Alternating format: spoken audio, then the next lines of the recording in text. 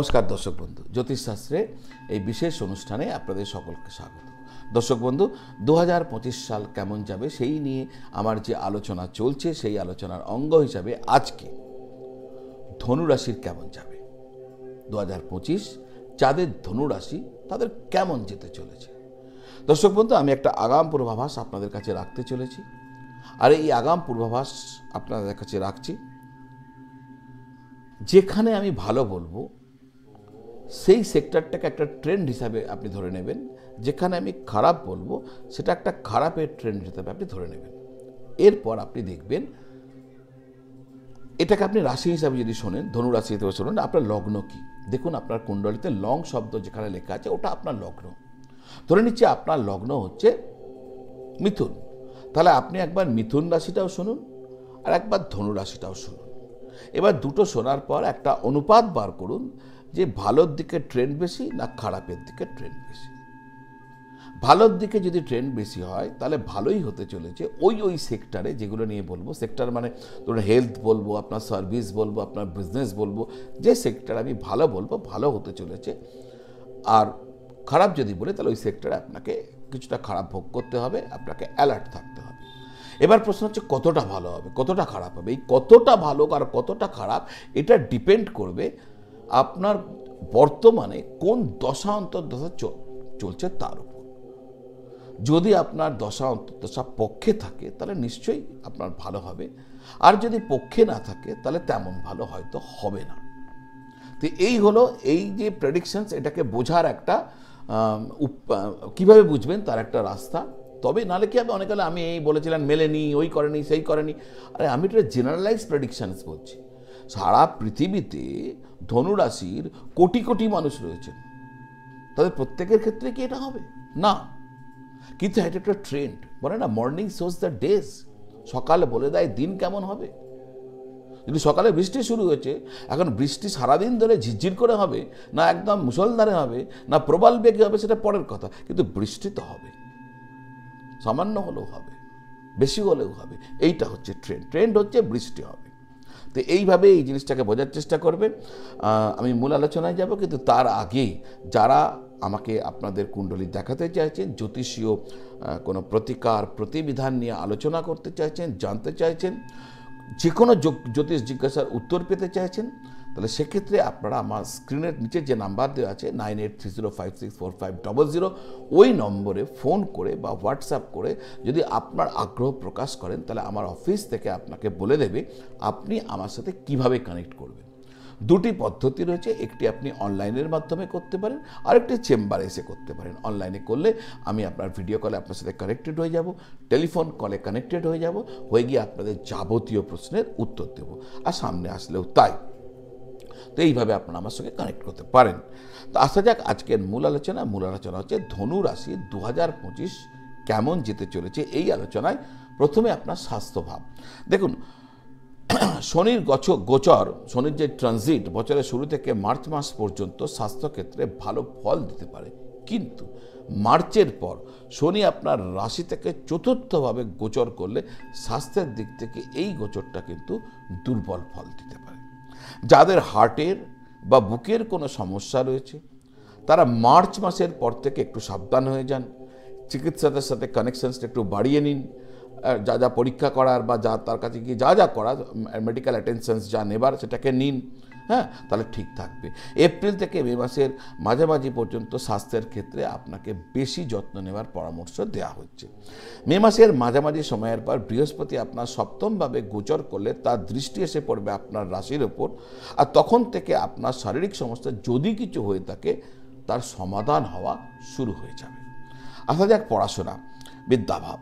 ধনুরাশির ছাত্রছাত্রীদের জন্য পড়াশোনার ক্ষেত্রটি গত বছরের তুলনায় এই বছর ভালো হতে চলেছে।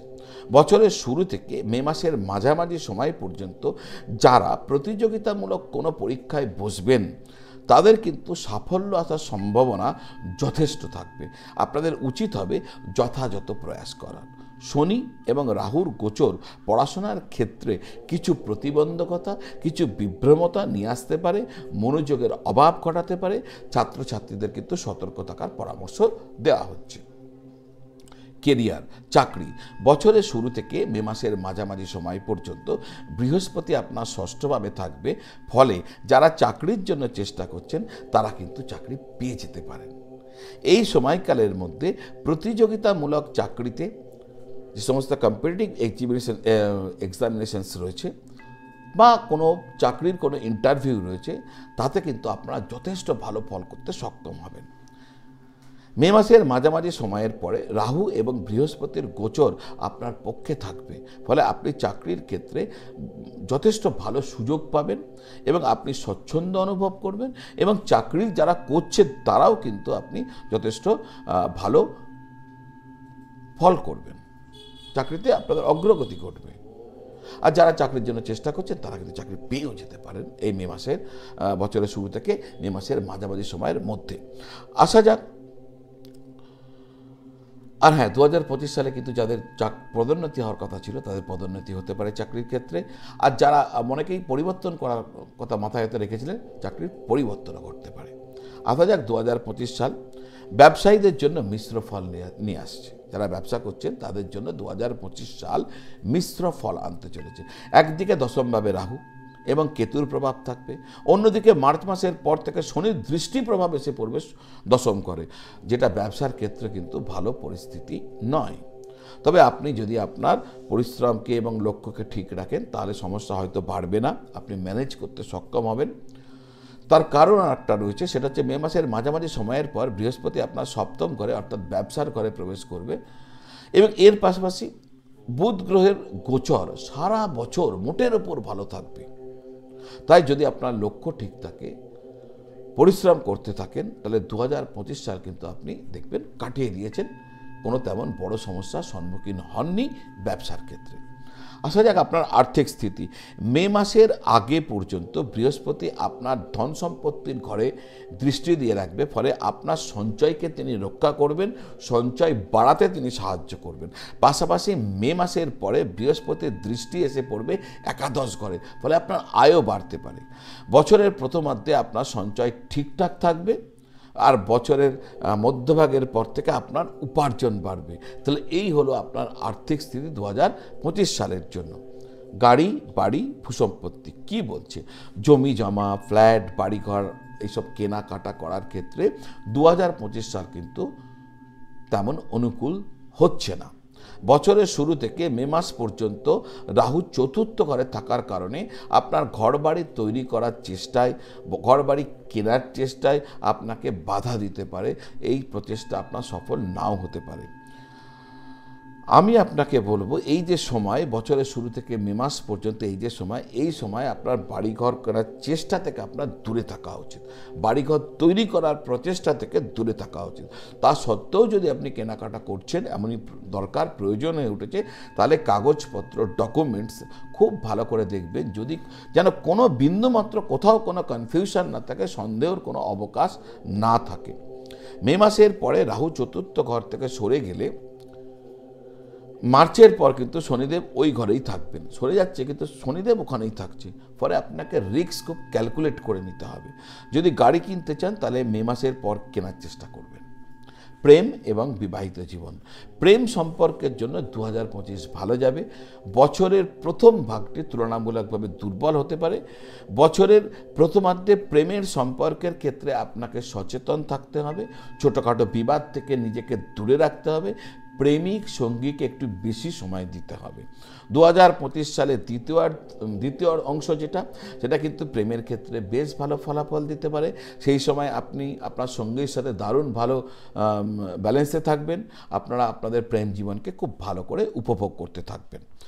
যারা বিয়ের জন্য প্রচেষ্টারত রয়েছেন, 2025 সালের দ্বিতীয়ার্ধ আপনাদের জন্য অনুকূল হতে চলেছে। মে মাসের মাঝামাঝি সময়ের পর বৃহস্পতি সপ্তম ঘরে গোচর হবে, ফলে আপনাদের বিবাহের ক্ষেত্রে এক অনুকূল পরিস্থিতি তৈরি হয়ে যাবে। আর যারা বিবাহ ইতিমধ্যে করে ফেলেছেন, বছরের দ্বিতীয়ার্ধ তাদের দাম্পত্য জীবনের জন্য যথেষ্ট ভালো থাকবে, এমনই পরিলক্ষিত হচ্ছে। তো দর্শক বন্ধু, এত অবধি যদি আমার এই ভিডিওটি দেখেছেন আর চ্যানেলটি যদি এখনও সাবস্ক্রাইব করেননি, দেখুন আমার ভিডিও আমি দেখেছি, যারা দেখেছেন তাদের মধ্যে 72% লোক, 70-72% লোক চ্যানেল ভিডিও সাবস্ক্রাইব করে না, কিন্তু শেষ পর্যন্ত দেখেন। এই ভিডিওটা আমার অনুরোধ রইল, আমার এই চ্যানেলটাকে আপনি সাবস্ক্রাইব যদি করেন আর বেল আইকনটা যদি প্রেস করে দেন, তাহলে এই ধরনের অনুষ্ঠান করতে আমি আরও উৎসাহী হই। তো আপনাদের কাছে আমার অনুরোধ রইল, সাবস্ক্রাইব করে বেল আইকনটি প্রেস করে দিন। আর হ্যাঁ, যদি আপনাদের কোনো কমেন্ট থাকে, অর্থাৎ এই ধরনের অনুষ্ঠান দেখতে চাই, এটা করতে চাই, ওটা বুঝতে চাই, হ্যাঁ, কমেন্ট বক্সে আমাকে লিখতে পারেন। ব্যক্তিগত প্রশ্ন ছাড়া জেনারেলাইজ যে কোনো প্রশ্ন আপনি রাখতেই পারেন। ব্যক্তিগত প্রশ্ন রাখলে তো আপনাকে চেম্বারে আসতে হবে, তো এইভাবে করতে পারেন। আজ এই পর্যন্ত। আপনারা সকলে ভালো থাকুন আর সকলকে ভালো রাখুন। নমঃ শিবায়।